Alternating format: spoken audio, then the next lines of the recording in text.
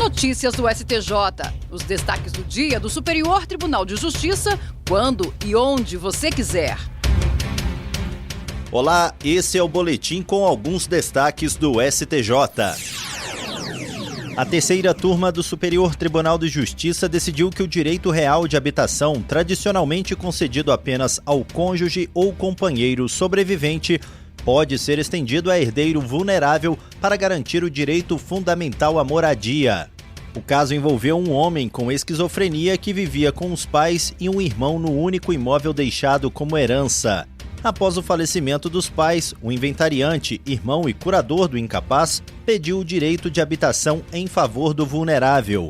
O Tribunal de Primeiro Grau e o Tribunal de Justiça de Alagoas negaram o pedido, alegando que o artigo 1829 do Código Civil não prevê essa hipótese. No STJ, a defesa argumentou que a interpretação deve ser ampliada em nome da dignidade humana e da proteção de pessoas vulneráveis. O colegiado da terceira turma deu provimento ao recurso. A relatora, ministra Nancy Andrighi, destacou o caráter protetivo do direito de habitação, que visa assegurar moradia ao núcleo familiar após a morte do titular do bem.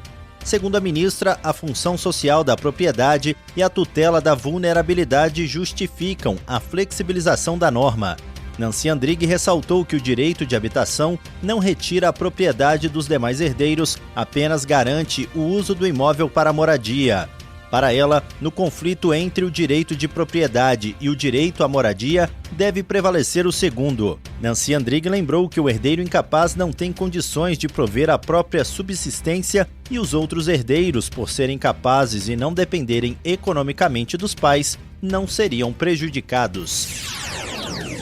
A primeira sessão do Superior Tribunal de Justiça decidiu que a Fazenda Pública não pode substituir ou emendar a certidão de dívida ativa para incluir, complementar ou modificar o fundamento legal do crédito tributário, mesmo antes da sentença dos embargos à execução. A decisão foi tomada em julgamento realizado sob o rito dos recursos repetitivos, tema 1350. Isso significa que ela vai servir de base para os demais tribunais do país quando julgarem casos semelhantes. O relator do caso, ministro Gurgel de Faria, explicou que a inscrição em dívida ativa é um ato administrativo vinculado, previsto na Lei de Execução Fiscal e deve conter todos os elementos exigidos para comprovar a certeza e liquidez da dívida.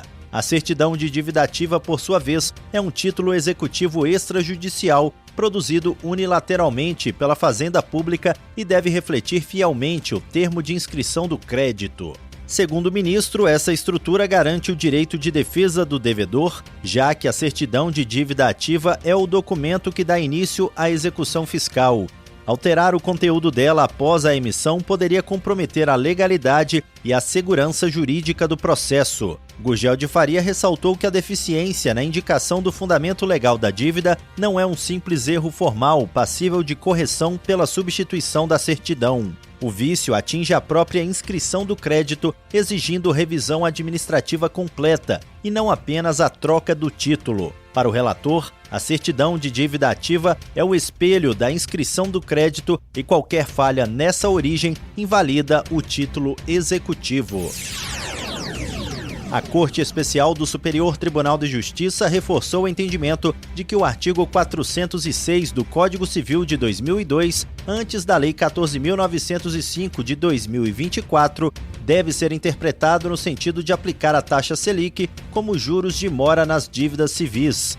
O relator, ministro Ricardo Vilas Boas Cueva, explicou que esse entendimento já foi definido pelo colegiado em julgamento anterior, em que prevaleceu o voto do ministro Raul Araújo favorável ao uso da Selic para juros moratórios e correção monetária. Com o novo julgamento, agora realizado sob o rito dos recursos repetitivos, tema 1368, a tese ganha efeito vinculante.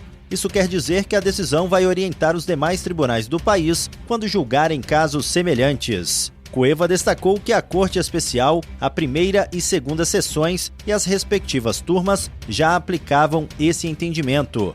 A decisão consolida a posição pacífica do STJ, já reconhecida pelo Supremo Tribunal Federal, e garante segurança jurídica e uniformidade nas decisões. O relator, ministro Ricardo Vilas Boas Cueva, ressaltou que a Selic é a única taxa vigente para a mora em tributos federais e possui status constitucional desde a Emenda Constitucional 113. Cueva lembrou que o voto do ministro Raul Araújo no precedente anterior destacou que o artigo 161, parágrafo 1º do Código Tributário Nacional prevê juros de 1% ao mês e aplica-se apenas de forma subsidiária, quando não há norma específica. De acordo com o ministro Vilas Boas Cueva, a jurisprudência reforça que, existindo previsão legal para a Selic, ela deve prevalecer. Ele ressaltou que, com a Lei 14.905 de 2024, o legislador positivou essa interpretação, encerrando controvérsias sobre o tema.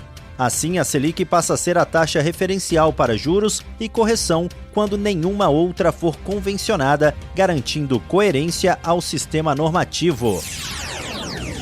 E esse foi o Notícias do STJ de hoje. Para ouvir mais, acesse o Spotify ou o SoundCloud do STJ.